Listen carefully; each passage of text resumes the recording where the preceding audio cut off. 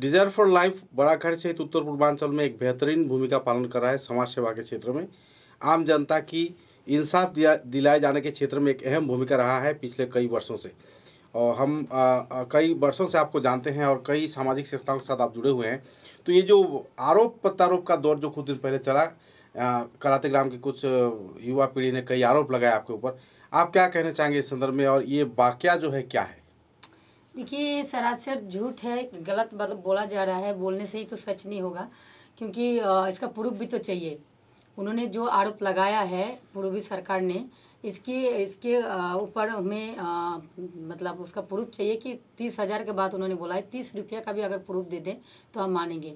अब बात है कि संगठन के ऊपर में जो उन्होंने आरोप लगाया है, अगर इसके ऊपर उन लोगों ने माफ़ी नहीं मांगा तो हम लोग मानहानि का केस देंगे, और ये केस लाइफ टाइम तक चलेगा हमारा पूर्वी सरकार के ऊपर, जब तक माफ़ी नहीं मांगते। एक अहम सवाल है कि पूर्वी सरकार ने उस दिन बातचीत के दौरान कहा था कि पहले आप लोगों को 30,000 रुपया, फिर 80,000 रुपया दिया गया था, फिर आप लोगों ने और डिमांड किया तो वो लोग दे नहीं पाए, और फिर आप लोग उसके जो अगेंस्ट पार्टी है शाम तालुकदार, उसके पक्ष में आप लोग हो गए। ये कहाँ तक सच है? और कुछ मीडिया जो ऐसे न्यूज़ों को बजा रहा है, इसके बारे में आप क्या कहना चाहेंगे? देखिए, 80,000 का कोई बात नहीं, 1,00,000 रुपया पूर्वी से उत्तम दास ने लिया, ऐसा कुछ बात हमारे पास बोला था। तो 1,00,000 का बात जब बोला, उसका कोई प्रूफ प्रमाण उसके पास नहीं है, और उन्होंने ये कहा था कि 1,00,000 रुपया आपको दिलवाना है और साथ में उसको पॉलिसमेंट भी देना है उत्तम दास का। जबकि जिस बिना पर उन्होंने बोला था कि उसके पास बाथरूम का एक फ़ोटो है, और जब हमने उत्तम दास को बुलाया तो उत्तम दास के पास कई सारे फ़ोटो मिला, वो भी बहुत ही आपत्तिजनक फ़ोटो था, गंदा फ़ोटो था, जो हम मीडिया को भी नहीं दिखा पाएंगे, पुलिस प्रशासन को भी नहीं दिखा पाएंगे। तो मैंने कहा ऐसा नहीं होगा, जब प्रूफ नहीं है तो हम नहीं कर सकते। 20,000 का एक प्रूफ था, इनके पास सोना बेच कर दिया था, तो हमने ये उत्तम दास को कहा कि 20,000 रुपया और वो मोबाइल लेकर आना, मैं फ़ोटो देखूंगी। तो उत्तम दास तो आया, लेकिन इन्होंने नहीं आया। इन्होंने कॉल करके बोला कि अगर आप लोग सही इंसाफ करोगे तभी आएंगे, आपको मुझे 1,00,000 रुपया दिलवाना है, और अगर उनको आप लोग पिटाई कर सकते हो तभी जाकर हम विचार में आएंगे, नहीं तो नहीं आएंगे।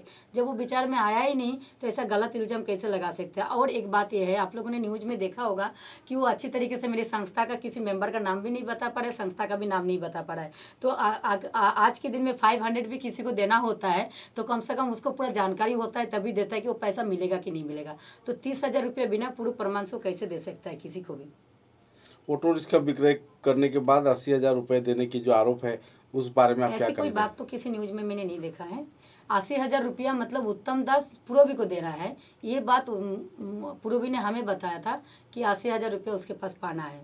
तो इसका कोई प्रूफ प्रमाण उसके पास नहीं है, जिसके लिए उन्होंने कहा था कि गुवाहाटी किसी होटल में दिया था। तो हमने गुवाहाटी प्रेसिडेंट को कॉल किया, बोला कि सीसी कैमरा चेक करने के लिए, तब तक पूर्वी ने बोला कि नहीं, मुट्ठी बांध कर पैसा दिया। तो इसका कोई हिसाब नहीं लगा सकते हम, तो हम कैसे दिलवा सकते हैं? दीदी, एक अहम सवाल है आपसे।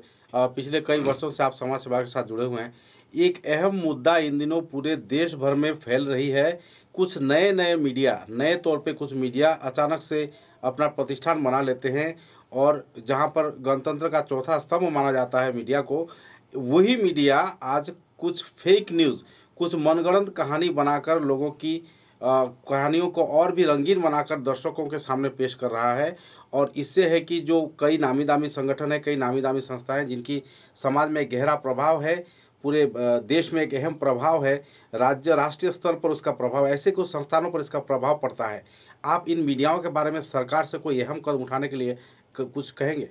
जी, आज के दिन में अगर करप्शन मिटाने में और देश में अच्छे कार्य करने वाले अगर कोई है तो मीडिया पर्सन ही है। तो मीडिया हर किसी को बना देना, हर किसी को ऐसा लाइसेंस देना हमारे ख्याल से सही नहीं है, क्योंकि अभी अली गली में मीडिया देखती हूँ और कहीं पर भी कुछ भी न्यूज़ कलेक्ट करके देते हैं, जब न्यूज़ का पूरा सच्चाई नहीं जानते हैं और न्यूज़ बना देते हैं। इससे पूरी देश में बहुत खराब प्रभाव पड़ रहे हैं और युवा समाज के लिए बहुत खराब हो रहा है। इसलिए मैं इस चीज़ को भी निंदनीय कहूँगी, क्योंकि इसके ऊपर सरकार को ध्यान देना चाहिए कि मीडिया पर्सन ही जो है, जो सरकार से लेकर प्रशासन तक का सच निकाल कर लाते हैं, कहाँ पर सुपारी का का वो हो रहा है, केस हो रहा है, कहाँ पे मर्डर हो रहा है, कहाँ पर क्या हो रहा है, हर चीज़ों को मीडिया सामने लाते। तो मीडिया एक ऐसी पर्सन है पूरी इंडिया में, उनको उन पर सरकार को मैं चाहूँगी कि वो अच्छे से ध्यान दे, ताकि कोई भी एड़ा गैड़ा आकर मीडिया बोलकर अपने कहीं से भी न्यूज़ कलेक्ट करके सरकार पूरी इंडिया में इसको ना फैलाए।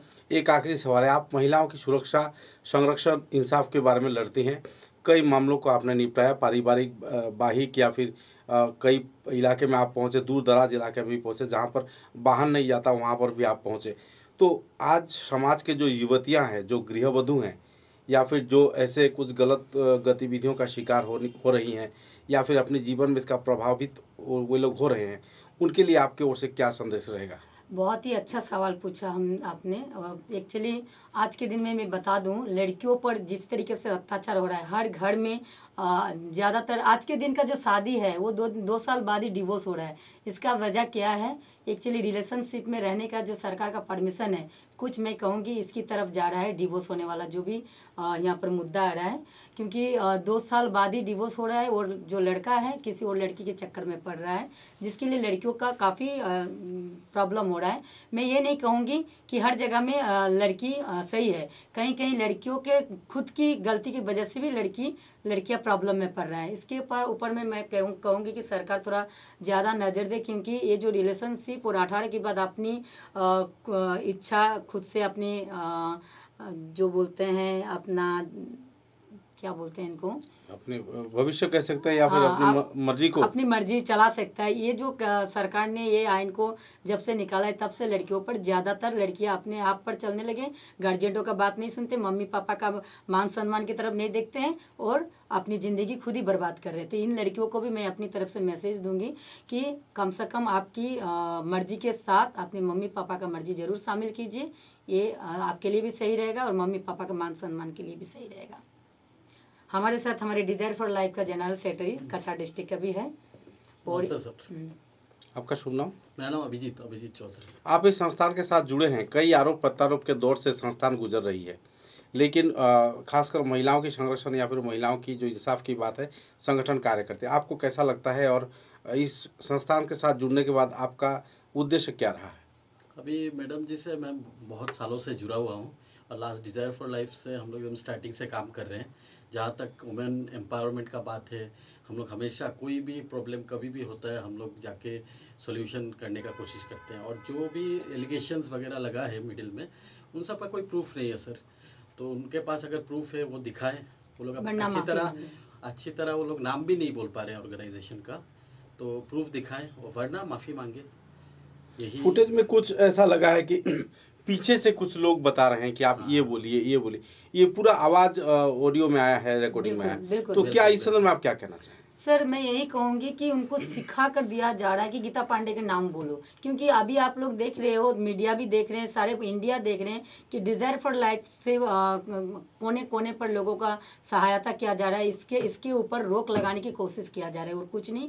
मैं ये बताऊंगी कि अभी कुछ प्रशासन में से भी कुछ ओसी और आयो है जो ये कहते हैं कि संगठन क्या है, एसपी है या डीएसपी है या डीसी है, इस तरीके का कुछ पुलिस वाले का भी कहना है, जिससे पब्लिक का जो एक खौफ है संगठन के प्रति वो भी कमता जा रहा है। तो संगठन को जब सरकार रजिस्ट्रेशन करके देता है तो समाज सेवा करने का मतलब क्या है, किस तरीके का समाज सेवा हम करें, इसके लिए भी हम सरकार से सवाल भी रख रहे हैं कि इसका भी जवाब दे कि पुलिस वाले के इस तरीके का बर्ताव की वजह से हमें काम करने में दिक्कत आ रहा है। और कुछ पुलिस प्रशासन इतना अच्छी तरीके से हमें मदद कर रहा है जिसके वजह से मैं काफ़ी परिवारों को समाधान दे पा रही हूँ और काफ़ी परिवार टूटने से बचा पा रही हूँ, और कुछ पुलिस वालों की वजह से ही हम नहीं कर पा रही हूँ। तो उन पुलिस वालों को सरकार की तरफ से मैं ये रिक्वेस्ट करूँगी सरकार को कि इन पर थोड़ा रोक लगाए कि संगठनों को इस तरीका का मतलब असम्मानित ना करे।